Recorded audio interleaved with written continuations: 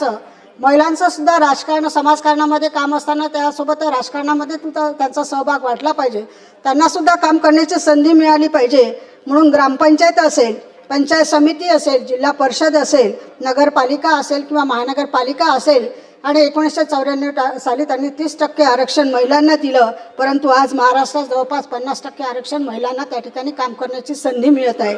त्यामुळे आज आपल्याला माहीत आहे, ग्रामपंचायतीचे सरपंच असो, त्या ठिकाणी पंचायत समितीचे सभापती असो की या ठिकाणी नगरपालिकेची महापौर असो, यांना खऱ्या अर्थानं निर्णय क्षमतामध्ये निर्णय प्रक्रियेमध्ये भाग घेण्याची, काम करण्याची आणि समाजकारण करत असताना त्या ठिकाणी या संस्थेमध्ये काम करत असताना त्यांना त्या ठिकाणी काम करण्याची संधी उपलब्ध दिली. म्हणून आज या ठिकाणी राजकारणामध्ये आपण बघतो की या संस्थेमध्ये महिला काम करत आहेत. त्यासोबतच त्यावेळेस एक निर्णय घेतला की आपण बघतोय की संपत्ती ही फक्त पुरुषांच्याच नावाने राहत होती, परंतु त्या ठिकाणी कुटुंबाच्या संपत्तीमध्ये मुलींचा समान वाटप असला पाहिजे आणि महिलांचं नाव म्हणजे आईचं नावसुद्धा त्या ठिकाणी याच्यामध्ये असलं पाहिजे. म्हणून त्यावेळेस सुद्धा निर्णय घेतला गेला आणि आजसुद्धा आपण बघतोय की मुलगा असो की मुलगी असो, या संपत्तीमध्ये त्यांना समान वाटा देण्याचं काम खऱ्या अर्थानं त्या काळामध्ये पहिल्या धोरणामध्ये घेतलं. म्हणून आज या ठिकाणी महिलासुद्धा या ठिकाणी आर्थिक सक्षम झाल्या, त्यांच्या माध्यमातून त्यांना सुद्धा न्याय मिळाला असं मला असं वाटतं. कारण अनेक क्षेत्रामध्ये महिला काम करत होत्या, त्या ठिकाणी शिक्षणाच्या माध्यमातून प्रत्येक क्षेत्रामध्ये प्रत्येक याच्यामध्ये काम करत असताना, परंतु संरक्षण दलात महिलांना त्या ठिकाणी काम करण्याची संधी नव्हती. परंतु सन्माननीय पवार साहेबांनी त्या ठिकाणी महिलांना सुद्धा त्या ठिकाणी संरक्षण दलात अधिकार म्हणून प्रवेश देण्याचं काम केलं. आजही आपण बघतोय की विमान असेल किंवा संरक्षण दल असेल, या ठिकाणी महिला उत्तमपणे काम करत आहे. म्हणजे त्यांना संधी मिळालं, त्या संधीचं सोनं करण्याचं काम आज या ठिकाणी या महिला करत आहे. त्यासोबतच याचा वसा पुढे नेण्याचं काम खऱ्या अर्थानं राज्याला दिशा देणारे क्रांतिकारी निर्णय त्यावेळेस घेतले गेले आणि पुरोगामी धोरणाचा वारसा समर्थपणे पुढे नेण्याचे आणि त्याला खऱ्या अर्थाने गती देण्याचे राज्याचे दिवंगत उपमुख्यमंत्री आदरणीय अजितदादा पवार यांचेही अत्यंत मोलाचे योगदान आहे. कारण आपल्याला माहीत आहे की दादांनी महिलांच्या कल्याणकारी योजनेसाठी अर्थसंकल्पात नेहमीच भरीव निधीची तरतूद केली आहे आणि धोडक योजनासुद्धा राबवल्या आहे. कारण शेवटी आपण योजना आखतो, परंतु आर्थिक योजना आखत असताना त्याला जेपर्यंत आपण आर्थिक सहकार्य करत नाही, आर्थिक त्या ठिकाणी निधी देत नाही, तेपर्यंत त्या योजनासुद्धा राबवल्या जात नाही.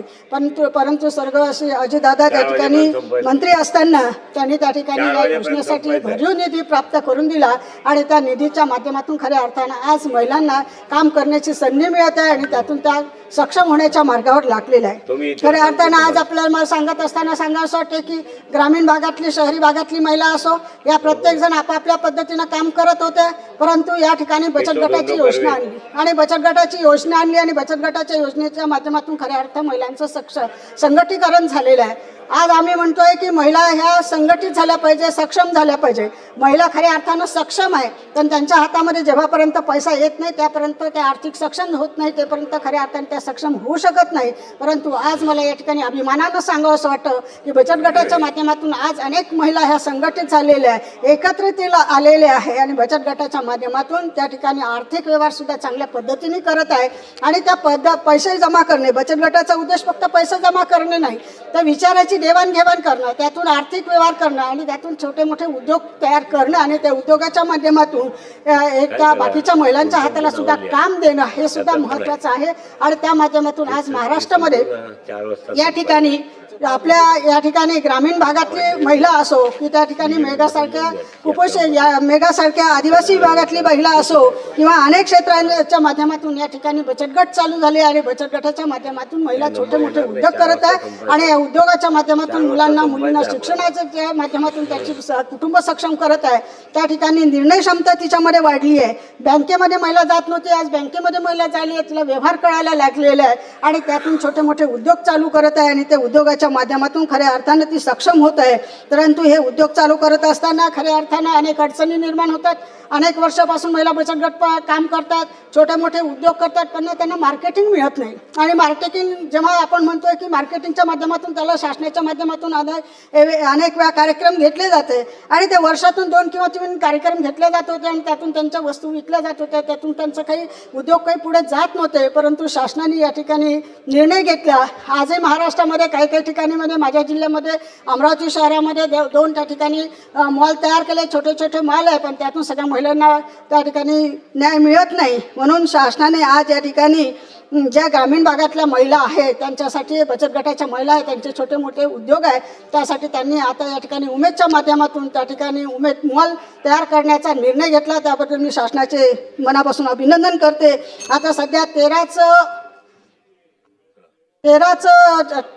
तालुक्यामध्ये जिल्ह्यामध्ये या ठिकाणी मॉलची निर्मिती होणार आहे. परंतु मला वाटते महाराष्ट्रामध्ये सगळंच, कारण बचत गट संपूर्ण महाराष्ट्रात असल्यामुळे संपूर्ण महाराष्ट्रामध्ये या ठिकाणी उमेदचे मॉल तयार झाले पाहिजे. माझ्या अमरावती जिल्ह्याचा सुद्धा या ठिकाणी प्रस्ताव आहे. सगळ्यात पहिला प्रस्ताव आला होता, परंतु त्याला मान्यता मिळाली नाही, काही कारणं समजली नाही. म्हणून अमरावती जिल्ह्याचं सुद्धा जागा उपलब्ध आहे, प्रस्ताव आला आहे, त्याला सुद्धा मान्यता द्यावी अशी या ठिकाणी विनंती करते. आणि त्यासोबतच बचत गटाच्या माध्यमातून आपण या ठिकाणी फिरता निधी देत होतो, परंतु त्यासोबत देत असताना आज शासनाने निर्णय घेतला की या ठिकाणी बचत गटाच्या मुख्यमंत्री महोदयांनी निर्णय घेतला की बचत गटाला 5 लाखापर्यंत आपण कर्ज देणार आहे आणि ते बिनव्याजी देणार आहे, जेणेकरून ज्या महिलांनी छोटे मोठे उद्योग चालू केले ते उद्योग प्रगतीपथावर गेले पाहिजे, त्या उद्योगाच्या माध्यमातून महिलांच्या हाताला काम मिळालं पाहिजे. म्हणून या ठिकाणी 5 लाखापर्यंतचं कर्ज देण्याचा निर्णय शासनाने घेतला. त्याबद्दल शासनाचं मी मनापासून अभिनंदन करते. खऱ्या अर्थानं महिला आर्थिक सक्षम होतील असं या ठिकाणी सांगते. त्यासोबत DPDCच्या माध्यमातून सन्माननीय पालकमंत्री बावनकुळे साहेबांनी या ठिकाणी आमच्या DPDC मधून 1500 बचत गटांना 1 लाख रुपये निधी देण्याचं काम केलेलं आहे, तो मंजूर केलेला आहे. मी त्याबद्दल सुद्धा पालकमंत्री महोदयांचं मनापासून अभिनंदन करते की या ठिकाणी DPDC मधून आपण 1 लाख एक बचत गटाला देणार आहे. यावर्षी 1500, पुढच्या वर्षी 2500 असा त्यांनी निर्णय घेतलाय. त्या माध्यमातून सुद्धा या ठिकाणी नाविन्यपूर्णमधून जे पैसे मिळतील त्यातून खऱ्या अर्थानं महिला सक्षम होतील असं मला वाटते.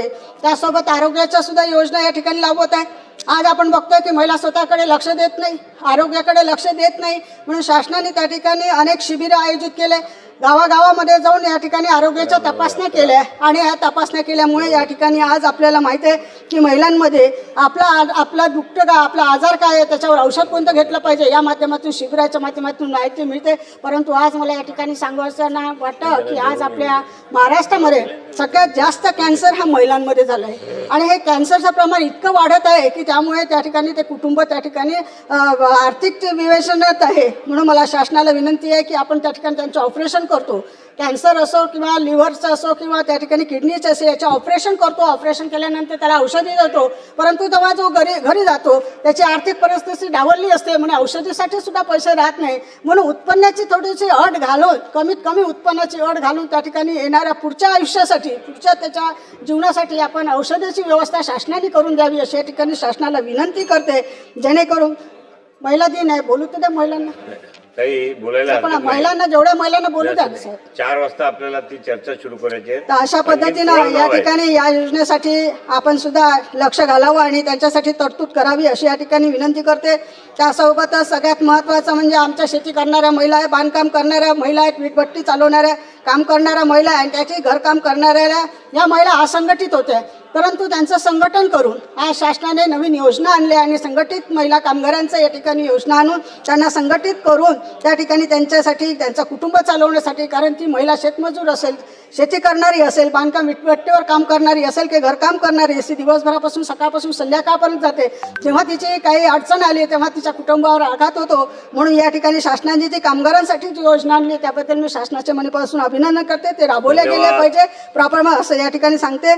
त्यासोबतच मुलींच्या शिक्षणासाठी सुद्धा या ठिकाणी शासनाने 1ली ते 12वीपर्यंत शिक्षण आपण दिलं, परंतु आज अशी परिस्थिती आहे ग्रामीण भागातल्या खूप गरीब परिस्थिती पण खूप हुशार मुलं असतात, त्यांना शिक्षणासाठी पैसे राहत नाही, आर्थिक परिस्थिती नसल्यामुळे त्या ठिकाणी शिक्षण घेऊ शकत नाही. म्हणून यासाठी शासनाने उच्च शिक्षण शुल्क माफी योजना आणली आणि त्या माध्यमातून आज आपल्याला सांगावंसं वाटते की अनेक कुटुंबातली मुलं IAS अधिकारी झालेले, क्लास 1 अधिकारी झाले, MPSCच्या माध्यमातून त्या ठिकाणी नोकरीवर लागले आणि त्यातून खऱ्या अर्थानं ते सक्षम कुटुंब होत आहे. याबद्दल सुद्धा मी शासनाचे अभिनंदन करते. त्यासोबतच मागच्या वेळेस शासनाने मुख्यमंत्री माझी लाडकी बहीण योजना आणली आणि याच्यामध्ये आपण 1500 रुपये देऊन ऐतिहासिक निर्णय घेतला, परंतु याचा फायदा जर खऱ्या अर्थानं मिळाला असेल तर आमच्या शेतकरी महिला असेल, शेतमजूर महिला असेल, कारण आमची शेती ही आपण म्हणतोय की शेती आपला भारत हा शेतीप्रधान देश आहे, परंतु आमच्या भागातली काही शेती आहे की ही निसर्गावर अवलंबून आहे. कधी जास्त पाऊस कधी कमी पाऊस, उत्पन्नाचं त्या ठिकाणी गॅरंटी राहत नाही. परंतु आज शासनाने निर्णय घेतला की त्या शेतमजूर शेती करणाऱ्या महिला आहेत त्यांना 1500 रुपये महिना त्या मिळतो की त्याच्या कुटुंबाला तो आधार होतो आणि त्यातून खऱ्या अर्थाने त्या उपयोग त्या खऱ्या अर्थाने त्या महिलांना झाला असं मला वाटते. त्यासोबतच आता एक सगळ्यात महत्त्वाची प्रश्न म्हणजे समस्या निर्माण झाला आहे की ती एकल महिलांसाठी.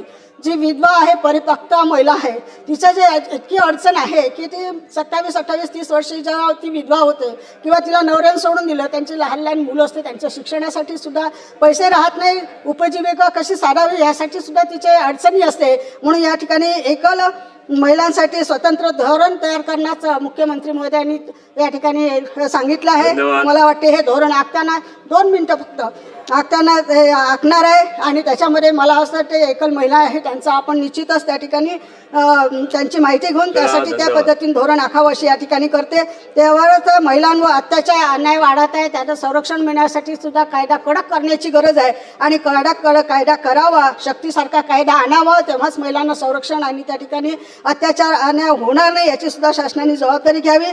त्यासोबतच एक महत्त्वाचा विषय आहे की आम्ही म्हणतोय की ग्रामपंचायत, जिल्हा परिषद, महानगरपालिका 50% आरक्षण आलं, त्याचप्रमाणे विधानसभा आणि लोकसभेमध्ये सुद्धा महिलांना 33% आरक्षण द्यावं, जेणेकरून महिलांना सुद्धा काम करण्याची संधी मिळेल आणि त्यातून महिलांचा विचारानं आणि त्या माध्यमातून काम होईल असं त्या ठिकाणी मी आपल्या मुख्यमंत्री महोदयांना सांगते.